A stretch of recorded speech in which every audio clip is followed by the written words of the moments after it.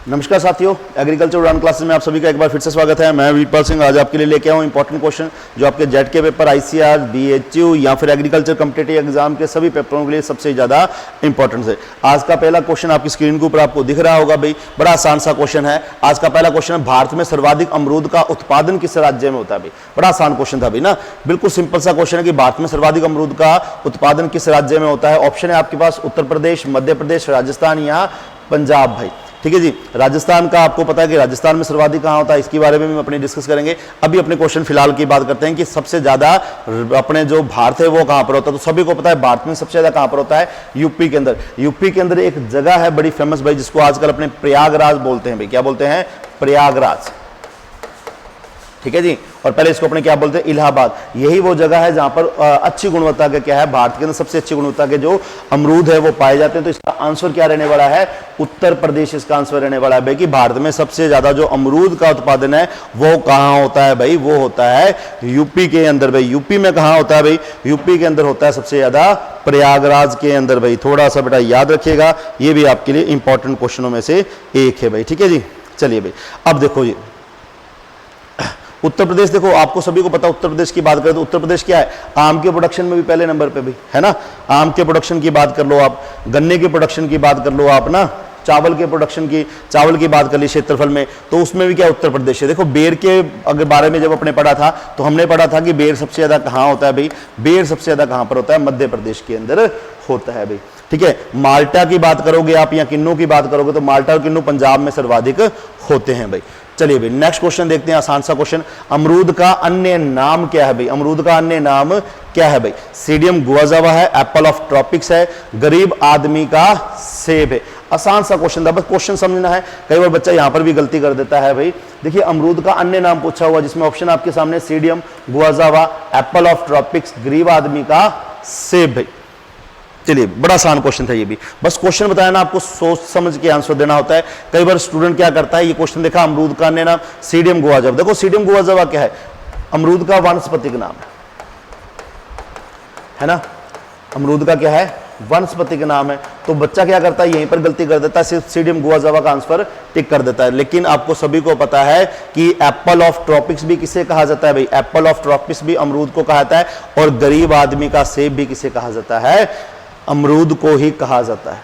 ठीक है, तो इसका आंसर क्या रहेगा, उपरोक्त सभी भाई। ठीक है जी, उपरोक्त सभी भाई, याद रखिएगा भाई। नेक्स्ट क्वेश्चन देखते हैं भाई।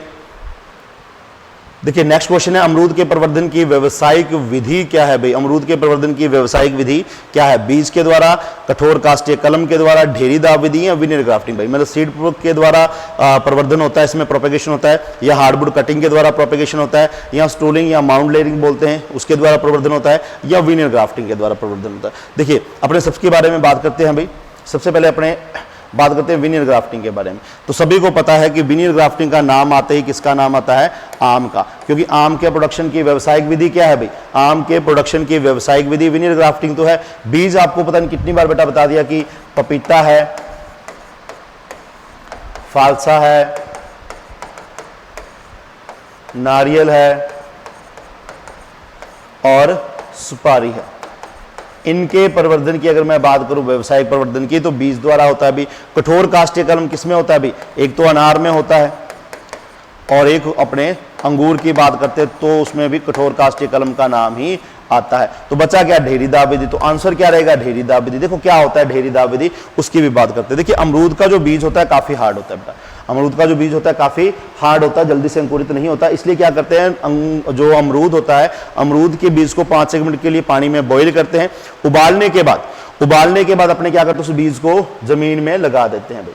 ठीक है, जमीन में लगाने के बाद जैसे उसमें अंकुरण हो जाता है, लगभग 2 से 3 महीने का समय हो जाता है अंगूर में, उस समय अपने क्या करते हैं, उस पौधे को जमीन से 10 से 15 सेंटीमीटर की ऊंचाई से क्या कर देते हैं, काट देते हैं इस प्रकार से।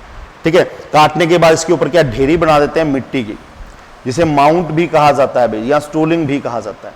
ठीक है, और इसको रखते हैं नम। अब इसको नम रखेंगे तो थोड़े समय के बाद यहां से क्या कुछ पौधे अंकुरित होना शुरू हो जाएंगे। अब अपने इनको क्या करेंगे, अलग करेंगे और दूसरी जगह पर लगा देंगे। इसको अपने क्या बोलते हैं, स्टूलिंग या ढेरीदार विधि बोलते हैं, जो अमरूद के प्रवर्धन की व्यवसायिक विधि है। और काफी बार पेपर में ये क्वेश्चन पूछा गया, ध्यान रखिएगा, काफी बार ये पेपर में क्वेश्चन पूछा गया है कि प्रवर्धन की विधि, ढेरीदार विधि किसके प्रवर्धन की व्यवसायिक विधि है, या अमरूद के प्रवर्धन की व्यवसायिक विधि क्या है बेटा, याद रखिएगा। नेक्स्ट क्वेश्चन देखते हैं। राजस्थान की जलवायु के अनुसार, राजस्थान की जलवायु के अनुसार अमरूद में कौन सी बहार लेना उपयुक्त रहता है भाई, अंबे बहार, मृग बहार या हस्त बहार। भाई देखिए, अंबे बहार, मृग बहार, हस्त बहार जो अमरूद होता है, ठीक है, उसमें क्या है, साल में 3 बार फूल आते हैं। लेकिन राजस्थान की क्लाइमेट के अकॉर्डिंग कौन से अच्छी जो जलवायु है वो आपने बतानी है, बताइए जी आंसर।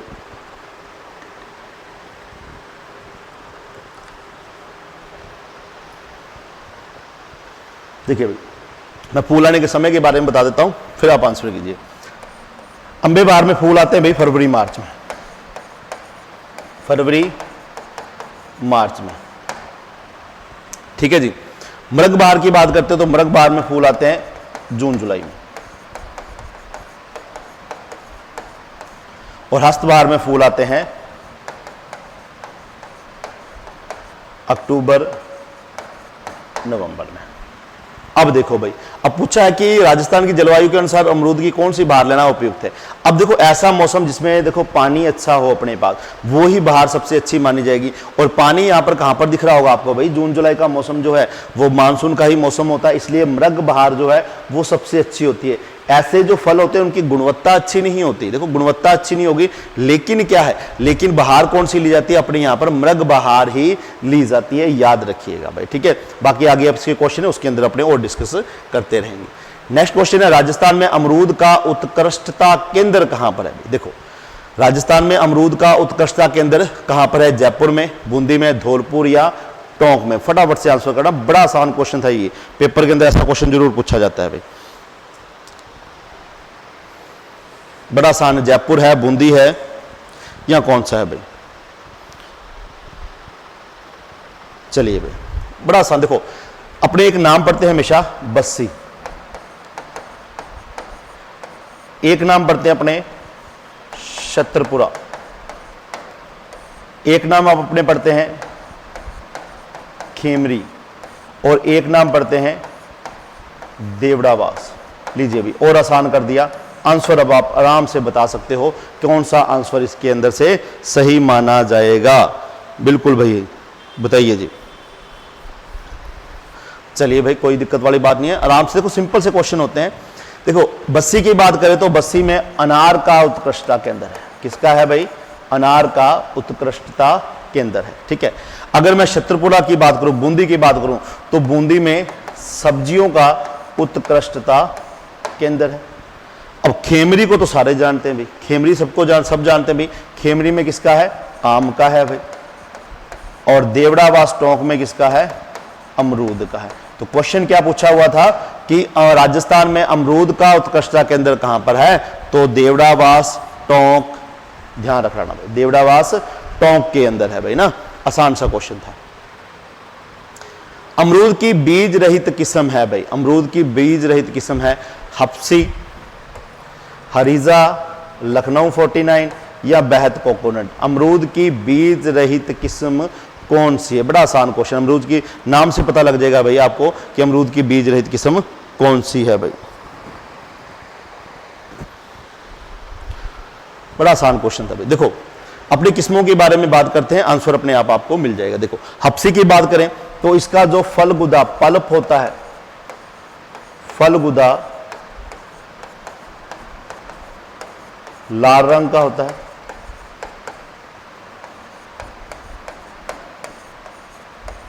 फलगुदा लाल रंग का होता है। हरीजा की बात करें, हरीजा क्या है, बिहार की व्यावसायिक किस्म है, बिहार की व्यावसायिक किस्म है। लखनऊ 49 भाई, जिसे अपने L49 भी बोलते हैं और सरदार किस्म भी कहा जाता है।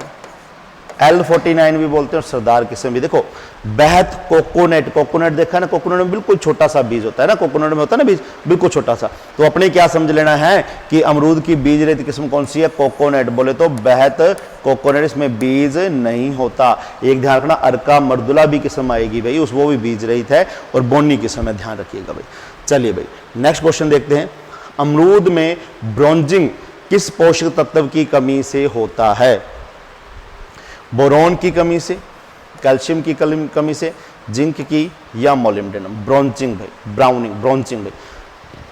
ये क्वेश्चन थोड़ा सा अलग है और आसान भी है। देखिए अमरूद को छोड़ देना, बाकी कभी भी ब्रोंजिंग आ जाए अमरूद को छोड़ के, तो सभी में आंसर बी आएगा। अमरूद को छोड़कर, और अमरूद में ब्रोंजिंग का कारण क्या होता है?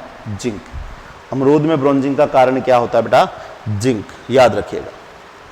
मृग बहार में फूल आने का समय क्या है बेटा? पीछे देखिए, अगर आपने थोड़ा सा क्वेश्चन पढ़ा था, देखिए अपने बात करते हैं इस क्वेश्चन के बारे में। देखो आपको दे रखा था कि जलवायु के अनुसार अमरूद में, तो उसमें पूछा क्या है? देखो अम्बे बहार में फूल कब है, मृग बहार में, हस्त बहार में, सब में अपने समय दे रखा था ना। यही इस क्वेश्चन का अपने आंसर डिस्कस करते हैं, थोड़ा सा और एक्सप्लेन कर देते हैं इसी क्वेश्चन के अंदर ना। चलिए, तो फरवरी, मार्च, जून, जुलाई, अक्टूबर, नवंबर, ये अपने पास मृग बहार और उनका सभी का समय था। देखो हमेशा याद रखना, फूल आने के 5 महीने बाद, 5 से 6 लगते हैं लेकिन अपने 5 महीने याद रखना है, 5 महीने बाद फूल जो हो वो फल में परिवर्तित हो जाते हैं। कैसे? फरवरी में फूल आए, फरवरी में फूल आए, तो फरवरी से 5 महीने निकल लीजिए, मार्च, अप्रैल, मई, जून और जुलाई। तो कहने का मतलब क्या है? जुलाई या अगस्त में क्या होगा भाई? जुलाई या अगस्त में क्या हो जाएगा? अम्बे बहार से फल प्राप्त हो जाएंगे। ठीक है, अब देखिए जून में फूल अगर आते हैं तो जून के बाद जुलाई, अगस्त, सितंबर, अक्टूबर और नवंबर में। तो मतलब क्या हुआ? नवंबर में और दिसंबर में। ठीक है, अक्टूबर में देखिए भाई, अक्टूबर में फूल है, नवंबर, दिसंबर, जनवरी, फरवरी और मार्च भाई। तो मतलब क्या आ गया? मार्च, अप्रैल में। सिंपल सी बात है, याद हो जाएगा, कोई समस्या नहीं। या फिर आप ये भी कैसे देखो, मार्च है, मार्च वाले कब आए? जुलाई में, जुलाई वाले कब आए? नवंबर में, नवंबर वाले कब बने? मार्च में भाई। सिंपल सा तरीका है। अब देखो, अब अपने इतनी काम करते हैं तो एक चीज अपने को बेटा और याद रखनी है, बहार नियंत्रण और पढ़ लेते हैं अपने। इसी क्वेश्चन के अंदर अपने आंसर भी कर लेते हैं बहार नियंत्रण के बारे में। देखो बहार नियंत्रण के लिए क्या किया जाता है? सिंचाई रोक दी जाती है। एक प्रोसेस होती है जिसको अपने विंटरिंग बोलते हैं। क्या बोलते हैं? विंटरिंग कहते हैं। बहार नियंत्रण के सारे क्वेश्चन आपको इसी में करवा दूंगा भाई, ठीक है। विंटरिंग बोलते हैं। विंटरिंग के अंदर क्या होता है? ये पौधा है, इस पौधे की जो जड़ें हैं, इन जड़ों से क्या है? मिट्टी को हटा दिया और इसको खुला छोड़ दिया। मिट्टी को हटा दिया और इसको क्या कर दिया? खुला छोड़ दिया, जिससे ये डोरमेंसी में चला जाएगा। और डोरमेंसी में चला गया तो उसमें क्या है? फूल नहीं बनेंगे। और ये सारी प्रोसेस कब करते हैं? फूल आने से 2 महीने पहले। फूल आने से 2 महीने पहले। मतलब क्या है? अगर फरवरी में फूल आ रहे हैं तो अपने क्या करेंगे भाई? अपन दिसंबर के अंदर, कब? दिसंबर के अंदर, ठीक है। और मार्च में आ रहे हैं तो कब? जनवरी के अंदर। दिसंबर और जनवरी में सिंचाई बंद कर देंगे या विंटरिंग की प्रोसेस कर देंगे। मृग बहार भाई देखो, तो इसको थोड़ा सा बेटा याद रखना है। सॉरी, देखो मृग बहार की अगर अपने बात करें, हस्त बहार की बात करते हैं। हस्त बहार में फल फूल कब आ रहे हैं? अक्टूबर। अक्टूबर से पहले क्या आता है? सितंबर। सितंबर से पहले क्या आता है? अगस्त भाई। तो कब? अगस्त में और सितंबर में भाई, ठीक है। सिंचाई वगैरह बंद कर देंगे। मृग बहार में याद रखना,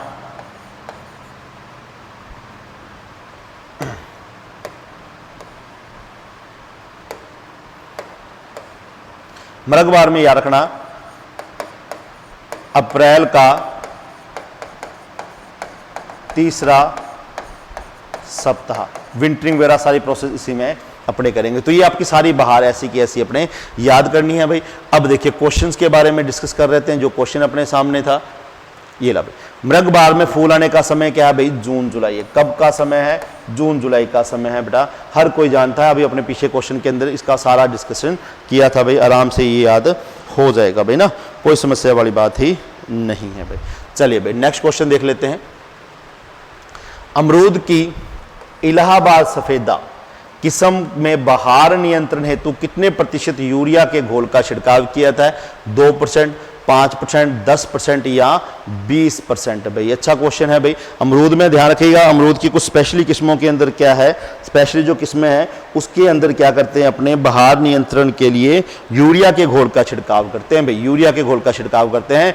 तो 2, 5, 10 और 20 कितने परसेंट भाई? देखो इलाहाबाद सफेदा किस्म अगर आ जाए तो याद रखिएगा 10% यूरिया का घोल लेंगे। कितने परसेंट घोल यूरिया का घोल लेंगे? 10% यूरिया के घोल का छिड़काव करेंगे। और अगर कहीं सरदार किस्म आ जाती, यहां जिसे अपने L49 बोल देते हैं या लखनऊ 49 बोल देते हैं भाई, ठीक है, ये किस्म होती तो यूरिया का घोल कितना हो जाता? 20%। कितना घोल होता? 20%। इसमें थोड़ा सा याद रख लेना। बाकी सभी के अंदर क्या, सिंचाई रोकना, ठीक है, विंटरिंग की प्रोसेस करना, वही क्रियाएं की जाती हैं। अमरूद की बोनी व बीज रहित किस्म कौन सी है भाई? अमरूद की बोनी व बीज रहित किस्म कौन सी है? बेहद कोकोनट, हरीजा, अर्का मर्दुला, 1 व 3 दोनों भाई। बताइए जी, अमरूद की बोनी व बीज रहित किस्में हैं भाई? बेहद कोकोनट, हरीजा, अर्का मर्दुला व 1 व 3 दोनों भाई। अब देखो बच्चा इसमें भी गलती कर देता है भाई। क्या गलती कर देता है उसके बारे में भी डिस्कस करते हैं भाई अभी अपने। देखो देखिए बच्चा कहाँ गलती करता है कि बेहद कोकोनट है, बीज रहित किस्म है, लेकिन क्वेश्चन क्या पूछा? बोनी और बीज रहित पूछिए। बेहद कोकोनट बोनी किस्म नहीं है भाई, बेहद कोकोनट बोनी किस्म नहीं है, बीज रहित जरूर है। तो बोनी किस्म कौन सी है? अर्का मर्दुला है, और ये साथ में क्या है? बोनी है, और साथ में क्या है? ये बीज रहित है। क्या है? बीज रहित है। तो आंसर ये आएगा। कुछ बच्चे ये करेंगे, ये आंसर भी गलत हो जाएगा। ठीक है बेटा, याद रखिएगा। अमरूद के फल का प्रकार क्या होता है? अमरूद के फल का प्रकार क्या होता है? ड्रूप होता है, सरस होता है, या ब्लूस्टा होता है, या उपरोक्त सभी। फल का प्रकार पूछा, बड़ा आसान सा क्वेश्चन। फल का प्रकार देखो, मैंने आपको बहुत बार बताया है कि जिसके अंदर एक सिंगल बीज पाया जाता है, ठीक है, आंवले को छोड़ के। आंवले में फल का प्रकार कैप्सूल होता है भाई, ध्यान रखना, ठीक है। जैसे आम है, बेर है, खजूर है, एक आंवले को छोड़ गई, ठीक है। तो इसमें फल का प्रकार क्या है? ड्रूप रहता है। सरस की बात करें तो जिसमें बीजों की संख्या क्या हो? काफी ज्यादा हो, सीक्वेंस में सेट हो। जैसे पपीते में होता है, देखा है आपने, अमरूद में होता है। तो आंसर तो इसका मिल गया भाई। अमरूद में क्या होता है? सरस, जिसे अपने क्या बोल देते हैं? बेरी के नाम से भी जानते हैं। और ड्रूप को अपने अस्टिल भी कहते हैं। क्या बोलते हैं भाई? अस्टिल भी कहा जाता है। ब्लूस्टा भाई, ब्लूस्टा होता है अनार के अंदर। अनार का फल का प्रकार ब्लूस्टा होता है, याद रखिए। अनार के फल का प्रकार कैसा होता है? ब्लूस्टा होता है भाई। देखा होगा ना, अनार ऐसे करके अनार होता है, तो अनार के अंदर ऐसे करके कक्षिक से बने होते हैं, और उनके बीच में क्या होता है? खाने वाला भाग होता है। इसको अपने क्या बोलते हैं? ब्लूस्टा बोल देते हैं भाई, ठीक है। तो इसका आंसर क्या रहेगा? सरस या बेरी भाई। नेक्स्ट क्वेश्चन है, अमरूद निम्न में से है भाई? बताइए जी। शॉर्ट डे प्लांट्स है, लॉन्ग डे प्लांट्स है, या डे न्यूट्रल है भाई? बताइए, बड़ा आसान क्वेश्चन है भाई। शॉर्ट डे, लॉन्ग डे, या डे न्यूट्रल भाई, ठीक है। मतलब लंबी छोटी अवधि का पौधा है, लंबी अवधि का पौधा है, या मतलब किसी भी अवधि के अंदर कि सभी प्रकार की अवधि में हो जाता है। बड़ा इस क्वेश्चन को ना थोड़ा सा माइंड यूज करके आंसर करें ना तो बड़ा आसान हो जाएगा। तो फटाफट माइंड यूज करके आप आंसर दीजिए भाई, क्या आंसर रहेगा? बताइए जी, फटाफट से आंसर बताइए।